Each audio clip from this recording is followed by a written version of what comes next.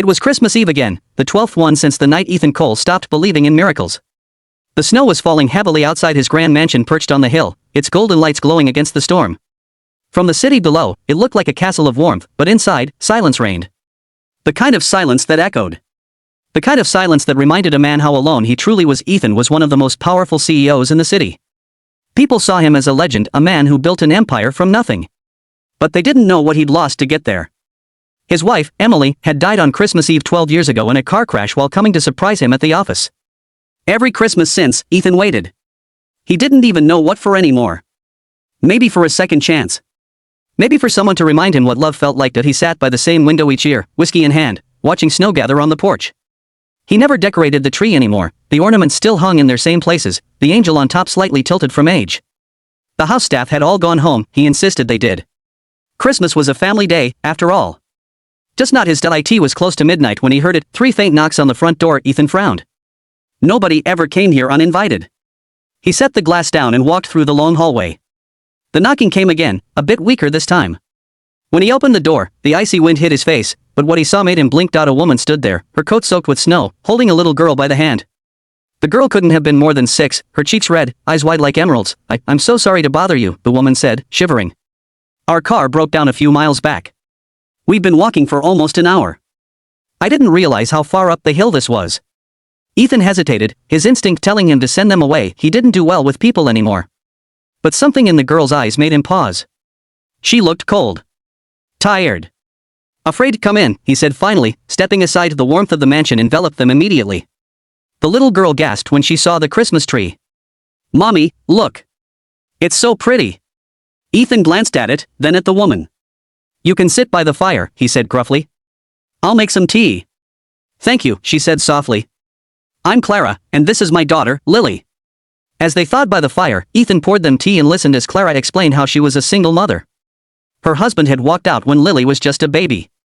She worked 2 jobs, waitress by day, nurse assistant by night, just to keep their small apartment warm. Tonight, they were driving to her sister's for Christmas when the car broke down in the middle of the storm. Ethan nodded silently, staring into the flames. He wasn't sure why he felt drawn to their story, but something about Clara's calm strength and Lily's innocent warmth tugged at something deep inside him, a place that had long been frozen. Sir, Lily said suddenly, her voice soft. Do you always spend Christmas alone? The question hit him like a blade. He looked down at her tiny face and nodded slowly. Yes, I do. That's sad, she whispered. Maybe you can borrow us tonight. Clara's eyes widened. Lily, but Ethan laughed. A real, unguarded laugh he hadn't heard from himself in years. I think I'd like that. That night, they shared dinner, just reheated leftovers, but somehow, it tasted better than any fancy meal he'd ever had. They decorated cookies from an old tin he'd kept sealed since Emily died. Lily danced to Christmas songs, and for a while, it almost felt like time had turned back. When Lily fell asleep on the couch, Clara covered her with a blanket. Ethan watched quietly. She's lucky to have you, he said. Clara smiled sadly. I don't know. Sometimes I feel like I'm failing her. I work so much, and she deserves more. She has love, Ethan replied softly. That's already more than most. She looked at him, then really looked, and saw the loneliness behind his eyes. Something shifted between them, something fragile yet undeniable. When morning came, the storm had passed. Ethan helped fix Clara's car and made sure they had food to take with them. But before they left, Lily handed him a small gift, a hand-drawn card with the words, "You're not alone anymore." He stood there, watching their car disappear down the snowy road, holding that card like it was gold. For the first time in 12 years, Ethan didn't dread Christmas morning, because maybe, just maybe, miracles still happened when you least expected them. Chapter 2, Look, they left, but something in him refused to let them go. That little girl had lit up a part of his soul he thought was gone forever. So when fate brought them back into his life months later, Ethan realized the knock on his door that Christmas night wasn't a coincidence, it was the beginning of everything. Weeks turned into months, but Ethan couldn't forget them, Clara and Lily. He thought about that night often, the laughter, the warmth, the feeling of belonging. He kept Lily's card on his desk at work, hidden beneath his files.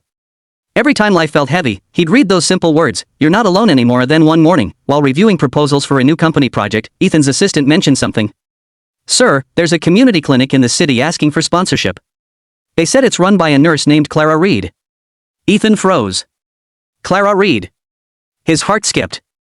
Without a second thought, he signed the approval and asked for a meeting. When Clara walked into his office days later, her eyes widened in shock. "Ethan?" "Clara," he said, standing. "I guess the city isn't as big as it seems." She laughed nervously. "I didn't know you were that Ethan Cole." "Neither did I," he smiled. That night, I was just a man who'd lost his way.